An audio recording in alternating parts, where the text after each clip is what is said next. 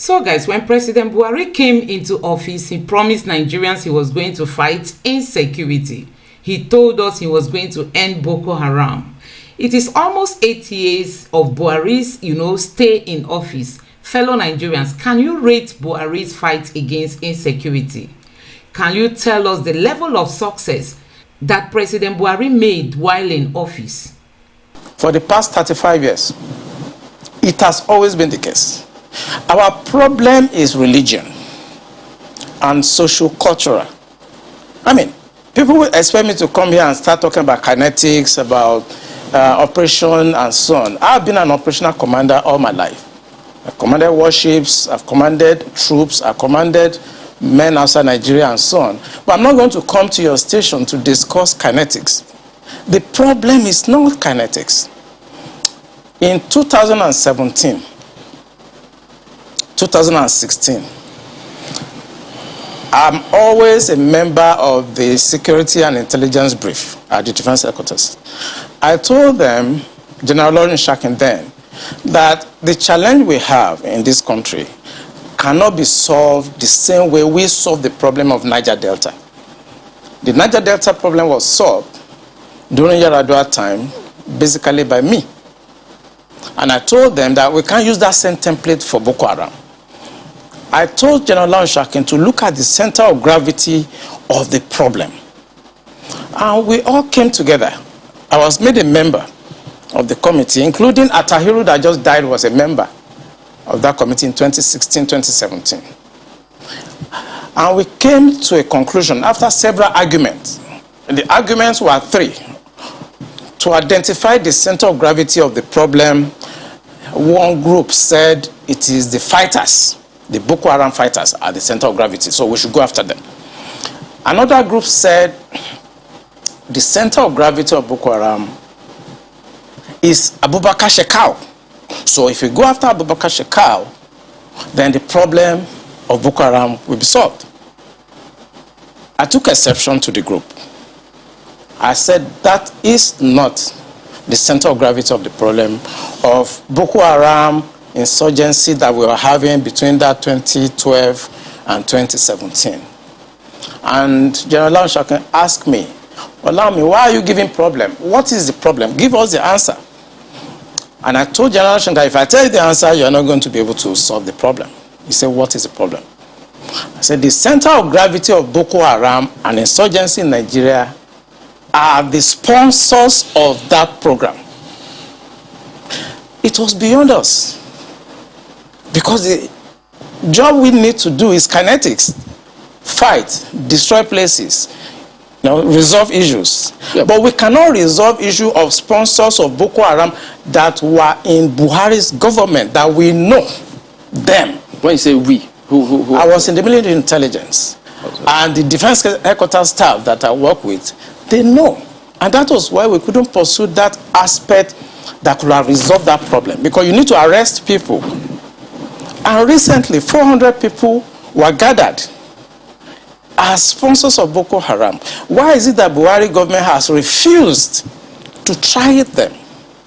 So the government knows sponsors of Boko Haram? Of course, it's in the news. In April this year, the government said they have arrested 400 Bureau de Change related people that were sponsoring Boko Haram. They told us. And Abu Dhabi also helped us to arrest few Nigerians. Tried them. We know them. Why can't this government, if not that they are partisan and they are actually part of the charade that is going on, why can't they bring those people out for trial? So the Bureau de Change operators on the one hand, but you particularly said people in government. Are those part of the Bureau de Change, or those people that you say are in government are still there, government is aware, and government is condoning them? The people I mentioned that are in government are not these ones they just arrested. You remember this Boko Haram issue started since 2012. Yeah. And I was in the military intelligence that time. We arrested those people. It is my organization that actually conducts interrogation and interview. And they mention names. I mean, I can't come on the air and start mentioning names of people that are presently in government now that I know. Presently in government. That the boys that we arrested mentioned, some of them are governors now. Some of them are in the Senate. Some of them are in Aso Rock. Why should a government try to cause this kind of embarrassment and insecurity to the sense of what happened yesterday? We all know that this government has refused to prosecute those behind the sponsorship of Boko Haram, but they continue to keep Nnamdi Kanu in custody, and one keeps wondering, why is this partiality in Nigeria? Why this partiality? President Buhari and the Attorney General of the Federation have refused to release Nnamdi Kanu, despite the court asking them to do so. And one keeps wondering, what benefits are they getting keeping him in custody? Personally, I'm a pro-Nigerian lady. I believe in a united Nigeria. I believe that as Nigerians we can stay together. I'm not in support of secession. And for me, I think that Buhari did not manage Nnamdi Kanu's situation very well. And that is what led to the escalation. But at the moment, I think there is still that opportunity to mend fences, you know, so that Nigeria can have peace. When you go to the southeast, you know that federal government hates southeast. There is no presence of the federal government. There is no effect of what is happening at, you know, in other states in the southeast. You can't see anything happening in the southeast. Let's be frank to ourselves. And for me, I think there is still that opportunity for Buhari to call the people of the southeast together even before leaving office. And if I'm to advise him, I think it would be nice if he releases Nnamdi Kanu before leaving office. What they are doing is not attacking the center of gravity of the problem of Boko Haram and insurgency. So if the president is buying Super Tucano, is changing service chiefs, that is not the solution. We are looking at the wrong side. It's not kinetic. It's politics. Are you ruling out kinetic altogether? I can't rule out kinetic because so it's a spectrum. It's a spectrum, you know, so you can't rule out something. But the center of gravity is what they should look at. And what is it? I'm saying it on this channel. It is the sponsor of Boko Haram and bandits. And speaking about the sponsors, you know, when you say the DSS, and yeah, they could be listening to you, but so they profile, part of their responsibility is to profile all of these persons before they either vie for elections or before, excuse me, they are nominated for any of these positions. Doesn't that happen? Don't they get intel and say, look, this and this is what we found, and then we don't think that this should proceed further? Doesn't that happen? It does. You know, when I worked with the DSS in 2007, because when Yaradua approved the operational order that we did, we now have to work together as a team. He actually forced all of us to sit down together and work together. I was surprised at the tremendous amount of information had by DSS. I was shocked. We in DI, I was in Defense Intelligence Agency, and when they were forced to bring out the files, I was shocked. They have so much information at DSS presently as I'm talking about what I'm talking about. They have. But you see, if a fish is going to get spoiled, it's going to start getting spoiled from the head. The DSS will not do anything except the Commander-in-Chief's body language shows that this is the direction I want to go. That is where the problem is. The DSS has tremendous information. By the time 2023 is here and somebody take over and wants to undo some of this evil that I've seen in this country, you'll be surprised names that the DSS will bring out. They have the information. There's nothing I'm going to say here that they don't have. The defense headquarters have the solution for the kinetic aspect. They do. I'm not going to come here to advise them. I work with them and they're still there. The chief of naval staff was in the intelligence with me. We were together in Defense Intelligence Agency. That's Vice Admiral Gambo. I know these people are good. They know what to do. It's not that they have problems. It has to do with politics, the sponsors, people that feel that this country should be Islamized. You know, assuming but not conceding that, I mean, that all of this is the case. So what is the end game? Because I imagine as a strategist, that's what you think about too. So these things are happening. What is the end game? So why will this be allowed to fester? For what purpose? The end game for them, because we did, normally when you want to look at this type of challenges, what you do is that you go through what we call the intelligence circle, okay? When you do the processing and you do the analysis before dissemination point, you discover that the end game for them is to just turn this country into like a Taliban type of country. And it's a mindset. And anything goes. In other words, 10% casualties, 20% casualties is allowed in trying to achieve the end game of Islamizing this country. That's for the terrorists, the bandits. It's not for the terrorists and the bandits, for the sponsors. Because I told you, and I will repeat on this channel, the sponsors of Boko Haram and the bandits are the problems. And defense headquarters, the army headquarters, the naval headquarters, the air force cannot do anything about that. Buhari has to do something about that. The Interpol has the list of those people that are sponsoring Boko Haram. I work with Interpol. They should ask, if they don't know, they should ask. The government of Dubai, they have the list of those people. During the trial of those people that were caught, names were mentioned. They have the list. The government also told us that they've arrested 400 sponsors of Boko Haram. Why should a government not try those people and bring peace and harmony and safety to this nation? Why won't a government do that? Those people that are going to harass cadets and officers in NDA, they live around the place. I know NDA very well. I was in Georgia, I was in NDA as young officers, and I know the area very well. They live around the place. So why can't you put up a blimp that can see what they are doing in real time and eliminate them? Why won't you do that?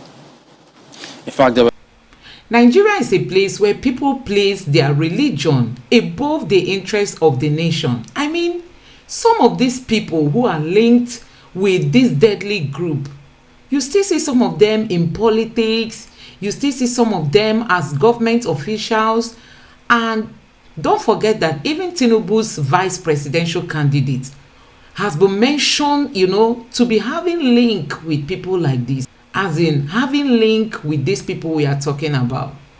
And one begins to wonder, Nigerians, when are we going to fix this country? Are we really serious in fixing Nigeria? Why do we still have people whose hands have been soiled in politics, in political power? They still come out, the media houses, you know, give them opportunity to come out to address the nation.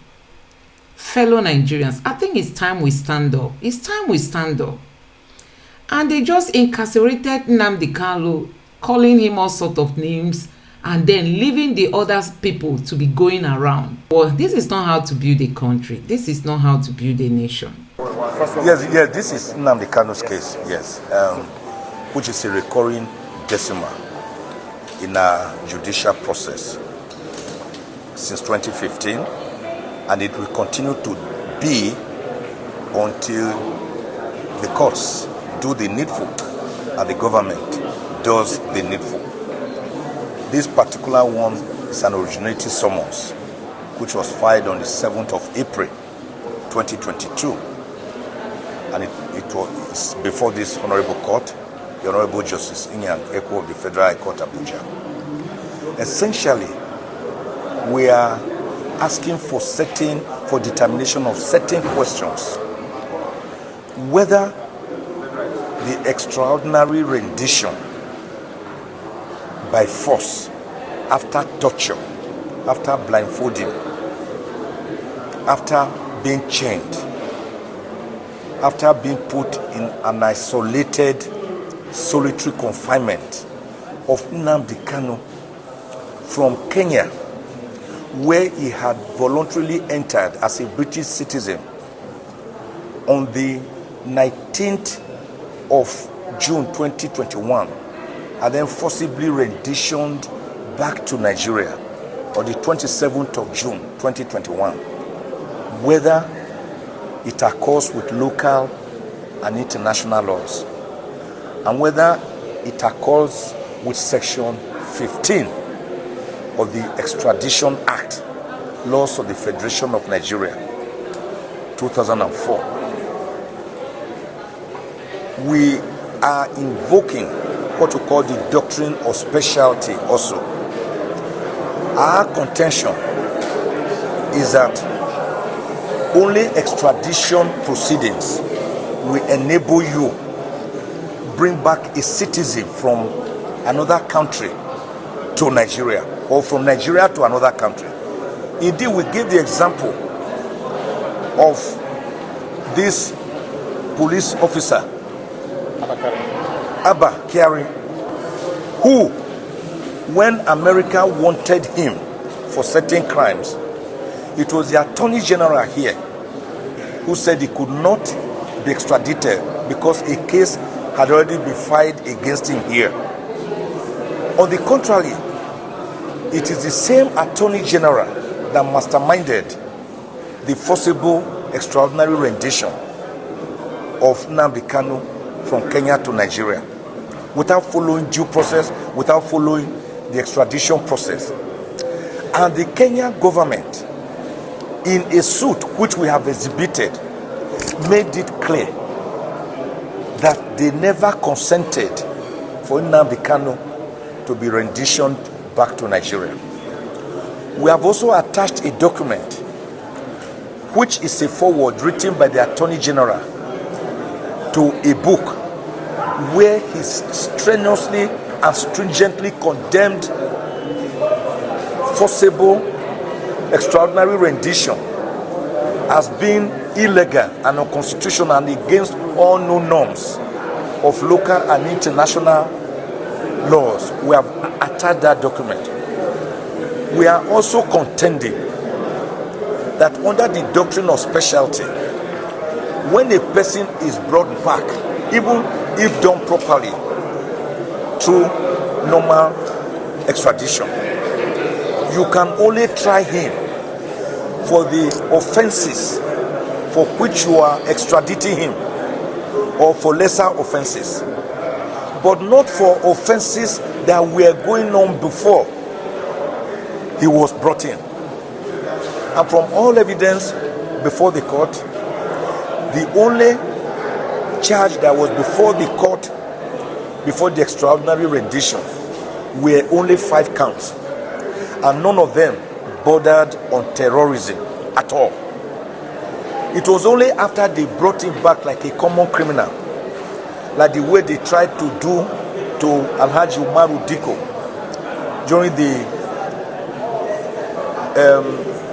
during the time of Buhari, after he overthrew President Shehu Shagari, and the man was drugged and put in a crate before eagle-eyed British police officers discovered him in a crate, drugged. That one was unsuccessful. Even then, some people were convicted for that inhuman and degrading act.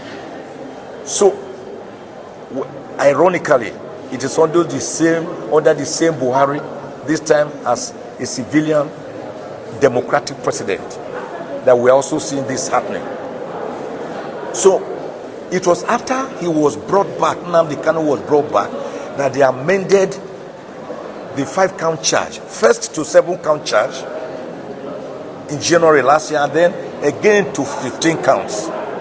Don't forget that this government that said they were ready to prosecute Nnamdi Kanu, whether for acts of terrorism or non-terrorism, have amended their charge 7 times, 7 whopping times. One of the reasons I'm going to crusade seriously from now onwards for the amendment of the Administration of Criminal Justice Act, ACJA. You cannot say a prosecution can continue forever to amend its charges. you are supposed to have investigated the case thoroughly, and you are sure-footed that a person has committed a crime before charging him to court. Why should ACJA give an open-ended permission to the prosecution to continue to amend? At times they even amend to accord with evidence already laid. That is not good for the defendant. That is not a good law. I'm going to crusade for an amendment of that portion of the Administration of Criminal Justice Act of 2015. Now, after they now amended to 15, we came to the Federal High Court here before Justice Binta Nyako, who struck out 8 of the 15 counts. The remaining 7 counts, we were not satisfied. We took them to the Court of Appeal. That is why I told you that the case is a recurring decimal. We won at the Court of Appeal again. The remaining 7 counts were struck out by the Court of Appeal. More importantly, the Court of Appeal made an order that Nnamdi Kanu was discharged. In other words, having now been discharged of the remaining 7 counts plus the other 8 counts, it means that Nnamdi Kanu became a free man, as free as the air. Not only that, the Court of Appeal made a very, very historic and prodigious pronouncement. They said Nnamdi Kanu should never again be arraigned in any court of law in Nigeria on any of the existing counts which had now been finally dismissed, and that more importantly, he should never again be detained. In other words, from 13th of October 2022, when the Court of Appeal delivered that judgment, Nnamdi Kanu became a free man. But the federal government surprisingly went to the same Court of Appeal before another panel to obtain an order for stay of execution. So we are having a sorry situation, a very, very pathetic situation, where the federal government of Nigeria, a whole federal government of Nigeria, went to court to get an order for stay of execution of the liberty of its own citizen, because that is in effect what the order meant. Compare with America, for example, from where we borrow our presidentialism. America will go to a country, they will go and take out their citizen, even if kept in a cell, a solitary confinement, because they believe in the humanity of their citizens. But here is a federal government dehumanizing its own citizen, committing terrorism against its own citizen. Against its own citizen. That's what the federal government is doing. Now, they then appeal to the Supreme Court since 18th of October 2022. After they appealed, they started stalling. They will make sure the matter did not go on. They will fight processes, they will not serve us. Of course, the matter again came up just last week.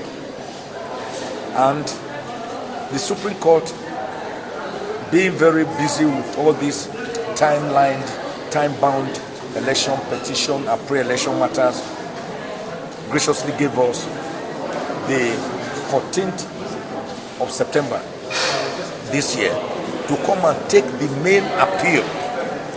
I believe that God will do the needful. So the case here, therefore, is predicated, because we filed this case even before the Court of Appeal judgment. This case was filed 7th of April 2022. The Court of Appeal judgment was 13th of October 2022. All the prayers we are asking for in this particular case have already been answered by the Court of Appeal in its judgment positively in our favor. So it means that by the grace of God, the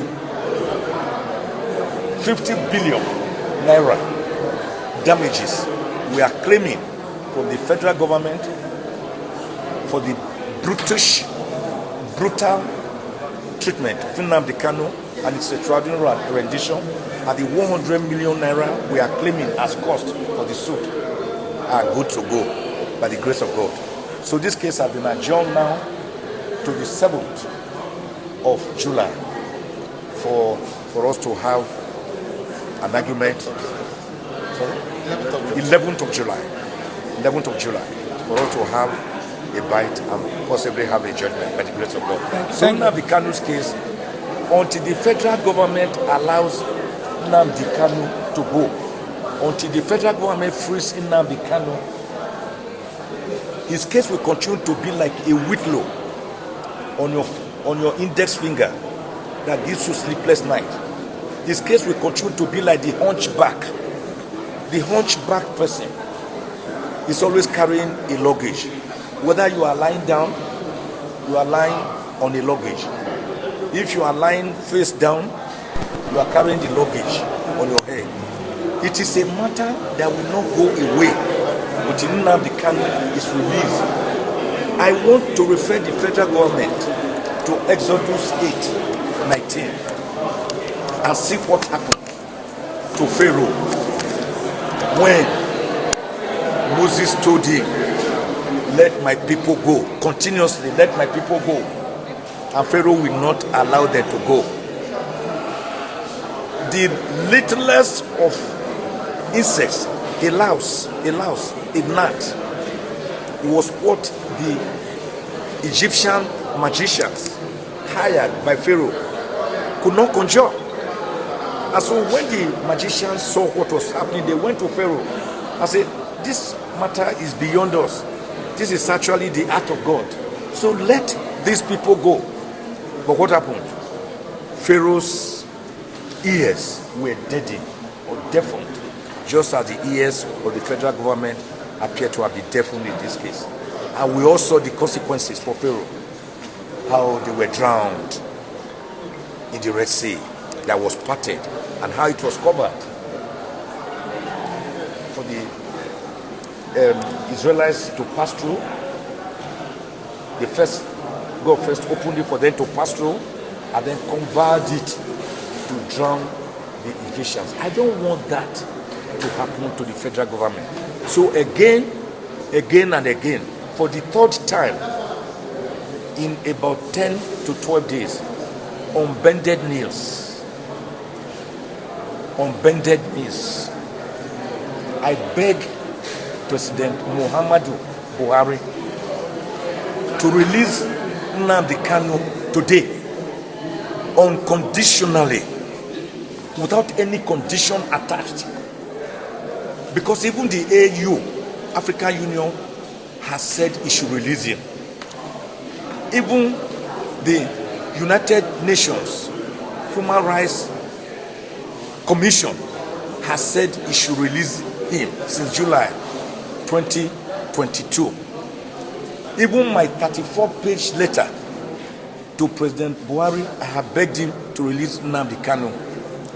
He can do this through, he doesn't have to interfere with the judicial process. If that is what is giving him fears, let me give him the free legal advice. He can do this through the Attorney General of the Federation, who will use Section 174 of the Constitution to enter a nolle prosequi, which is a discontinuance, a termination of the entire phony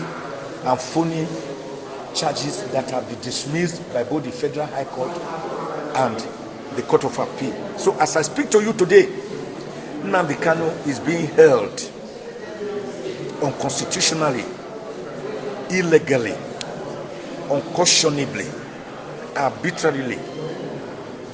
I want to use this opportunity to lend my voice in asking President Buhari to do well to release Nnamdi Kanu. Please release him so that the Southeast can know some level of peace.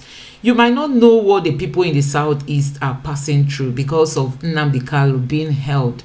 Please just release him so that, businesses can be revived again in the Southeast. Nothing is happening. So many businesses have been destroyed because people are asked to stay home on certain days because Nnamdi Kanu is in jail. So guys, I really want to use this opportunity to ask President Buhari to please release Nnamdi Kanu before leaving office. Please release Nnamdi Kanu so that Nigeria will know peace. And I also want to say that those who sponsor evil people in Nigeria should be prosecuted. Don't cover them up because they are from the Muslim religion, because they are protecting your religion. Please, let's do the right thing if we really want to build a better country for our children.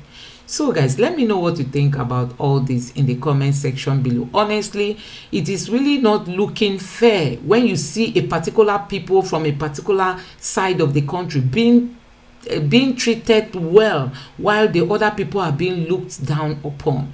We all know how much, the Southeasterners are contributing to the GDP of Nigeria. Many businesses in Nigeria are owned by people from the Southeast, but still these people are the most neglected, they are the most looked down on, they are the most, I don't even know which word to use. So guys, I really want us to add our voices in calling for the unity of this country. Let's unify this country so that Nigeria will move forward. Let me know what you think about all this in the comment section below. Please don't forget to subscribe to my channel, turn on the notification bell. Please give this video a like so that YouTube can recommend it to others. And let me know what you think in the comment section below. Thank you.